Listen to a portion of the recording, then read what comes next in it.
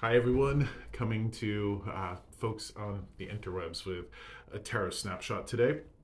And I wanted to invite everyone, before I get into that, to the Goblin Market happening this Sunday, June 18th, at Deep Earth Arts here at 103 Cottage Street in Littleton, New Hampshire.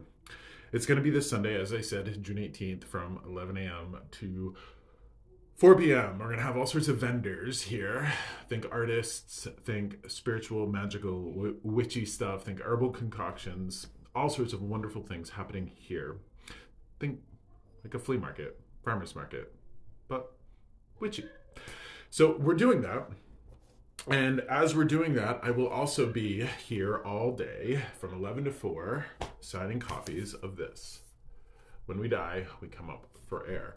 I will also be here signing copies of the book that I published before that, Son of a Sea Cook, the story of Meg Graham. Some people have asked to buy that. And this book, this thick book of photography and poetry called The Spaces Between. And then finally, the first book I ever published, The Beginner's Guide of Runes. So, The Beginner's Guide to Runes. We're going to have all 4 of those here. I'll be signing all of them. And it's going to be an excellent day. With that, we're going to jump right into the Tarot Snapshot. Now, the Tarot Snapshot is set up as I share these with the intention to bring anyone who sees this video, including myself, some insight. So the first card is always going to be who we are. The second card is going to be sort of the thorn in our side, what vexes and perplexes us. And then the very last card is going to be the card that shows us what heals and reveals. Now, one of the things that I would like to do before I pop open any of these cards and share them, it's interesting. I just get the smell of like water and like salt water. Almost like what will happen if you go swimming in a lake or a beach or something. So I want to encourage everybody, while it's summer in the Northern Hemisphere, to get out and go swimming, because summer is short. With that being said, being that I kind of smelled water in my nose, I want to find out here if these are any cups cards or water cards. So this very first card is what represents us. Okay, so this is the 2 of coins. This is the 2 of pentacles. Now, how fascinating. I want to show everyone the conventional 2 of pentacles, the 2 of coins, if you will, because the conventional one does have water in the back. Lots of these tarot cards. 5 of swords, 2 of swords has water. But this shows us balancing. This is us with the need to balance. The physical part, our body, our finances, our home, and especially when the ships get kind of rocky. So this is really important for us right now to maintain balance. Balance between our mind and our heart, balance between our spirit and our body. One of the things that happens to me this time of year is I don't like the hot weather. I love where I live, about an hour south of the Canadian border. And I've got full Northern European blood. I am not a hot weather person. I'm like looking outside where it's super hot, not me.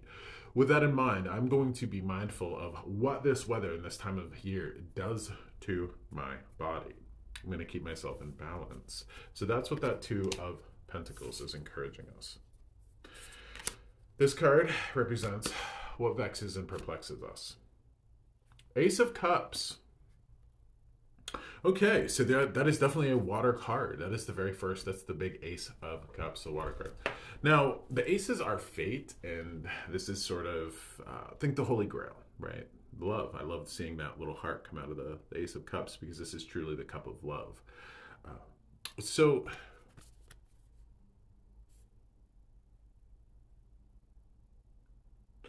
new beginnings, fate, the fountain, that love.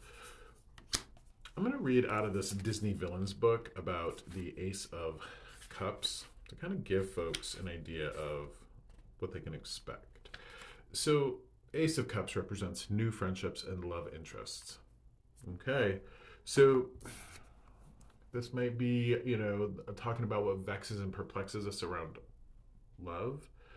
My love with my husband doesn't really vex and perplex me. It enriches me, it nourishes me. The other loves that I have in my life don't really vex and perplex me. I can recall at a time in my life, though, when I wanted love and I didn't have it. And if we're looking at the Two of Coins or the Two of Pentacles, the relationship to balance, and we're looking at this kind of feels to me like almost like a Two of Cups situation where we're talking about equal reciprocity, where I'm giving you, you're giving me. This is the idea that we shouldn't expect ourselves out of other people. And my son, who is in a new relationship right now, before he got into it, I was kind of telling him as he was, seeing various people, I'm like, well, you're a really good kid, bud. You're not hurtful. You're very considerate, hardworking, all of that. Just make sure that you're not expecting you out of other people. Even in the best of situations, I'm lucky enough to use my husband and I as the best of situations. Even in an ideal relationship, it's inappropriate for me to expect me out of my husband. It's inappropriate for my husband to expect me out of him, or vice versa, him out of me. I am somebody like today, right, where I came to this space. My husband's here. I brought him a coffee and a croissant from the local bakery because he likes his treats. He doesn't do that for me specifically. He takes care of me in so many ways. He delights me and he treats me in so many different ways. He's just not the guy that's going to pop into the bakery because my moods are just weird and strange and I might not want the croissant or what have you. So he's not going to do that for me. And that's not going to upset me because he does a million different things for me and in our life that I don't do. So I don't expect me out of him. And I'm delighted when I get something else other than me. So with that being said, this is the card that heals and reveals for us.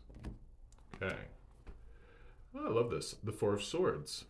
Well, this is how we're going to find balance. This is the card of arrest yourself before you wreck yourself.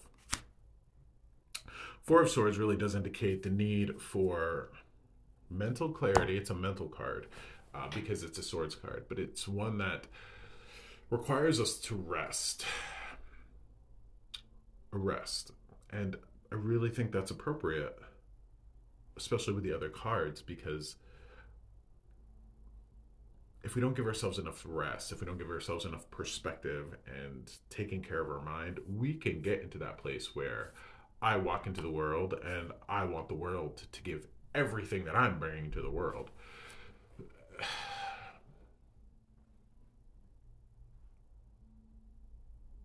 You can't walk through life like that. I recently had a circumstance where I pick a lot of four-leaf clovers. I find four-leaf clovers everywhere. I pick a lot of them. And I share them on social media kind of as a way to keep track and to encourage people to look for magic in their lives. And I had a woman get angry at me because I was picking four-leaf clovers. She was upset that I wasn't leaving them for other people without even asking where I was finding them, and I'm finding them in places where nobody else is going, like literally no one else is going. She just was really strange about it. And she even admitted that she didn't know why I was bothering her, and I asked her to sit with it because it was a harmless hobby that gives people joy, gives me joy, gives people joy, give them away.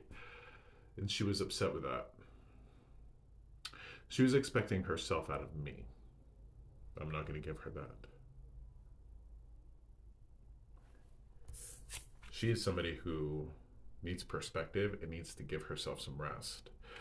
When I was having this interaction with her, what's sad is that I could tell just by talking to her that she had a bunch of grumpy, nasty women in her life. And when she was younger, she made the promise to herself not to be a killjoy. She would know exactly what that word was. She made the promise to herself not to be a killjoy, and she just turned into one. Very nice, very sweet, very loving, gardening, kind of like hippie-ish lady. Killjoy. Stressed too much, pushed to the max, and we can't become that way. So remember how important rest is. Go get a day at the beach. Take care of yourself, and hopefully we'll see you at the Goblin Market on Sunday.